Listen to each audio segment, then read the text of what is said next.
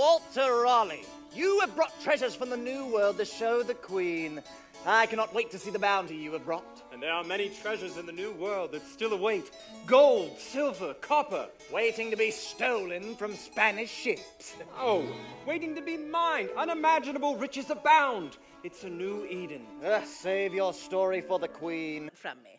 Your Majesty. You seem to please the people well, Sir Walter, with your generous banquet.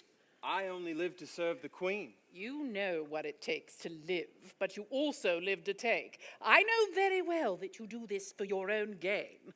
This party, this banquet.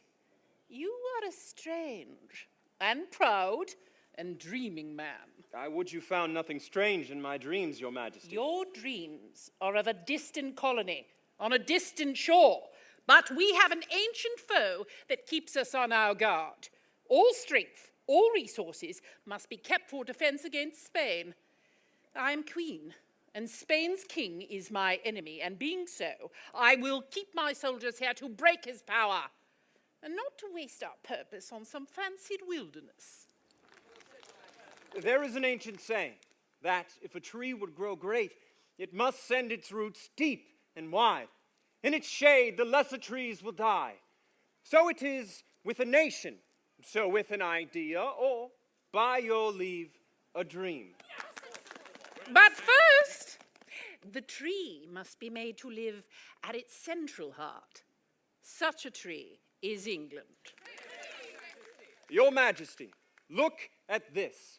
I present to our most gracious Queen this bit of earth in token of the new land which I have won in thy name. And out of the richness of the wilderness we offer these, the tobacco plant, and the humble root, the potato. Yes, but what are the vast mines of gold and silver and precious stones you promised? These two may prove a greater source of wealth to your kingdom, Your Majesty. Yes, the potato, like last year's discovery, the tomato, inedible. But in the New World, is there no history, no heritage, no culture, no wisdom to share? My sovereign Queen, I present to you these kingly subjects, our guests from afar, who have traveled from the New World, their home, their domain. From the Roanoke tribe, the noble Wankees. From the Croatoan tribe, noble Manteo. Manteo and Wankees have traveled with us across the sea to learn about our culture, and for us to learn about theirs. They perform for you a warrior dance, a dance of great importance, and you are the first to see it performed in this part of the world. I am interested to know our guests better. They have returned with us so they can learn our language, so that when we return, they can serve as interpreters, and we can live as neighbors, not conquerors. You are a clever man. So, my Queen, you do share my dream of a colony in the New World. You are hearing voices, Sir Walter. But your words know nothing of my heart. Greetings, John Borden. Sir Walter Raleigh. And you, fair Eleanor. What is the news from Devon, Master Borden? Once the Queen agrees to your request there... If the Queen agrees to my request. 3 dozen men are ready to set sail with you. And there'll be others too. Good, good, and obedient to orders. Aye, as independent men should be. No more. But Borden, you know this lady, fair Eleanor. Beauteous and bright, do you agree? Oh, yes. Bright like the stars in heaven there. And no closer. If you excuse me.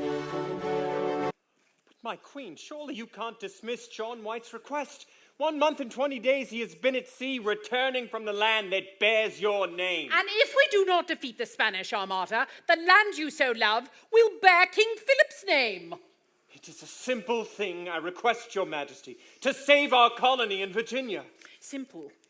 Like the breaking of a neck? And do you think I'd risk my country's neck by allowing you to leave England? Did I not warn you? Your Majesty, I must give over to your wish. If I do not go to Roanoke, so be it, but pray, listen to this, my pleading. Then speak! Always the knife of courtesy to cut my kindness in two. What is your request? I have, through several devious ways, arranged for funds to purchase 2 small ships. And you would send them to your colony? At once! with provisions. God only knows how it stands with them there. You know my orders of these several months. I do. No ships may leave these shores while we prepare for war with Spain. Yes. But these are only 2 ships, and small at that, and could be under the command of Master White. Your Majesty, if you're pleased, this means the end of the colony. It will die. As many of us shall, that England may live.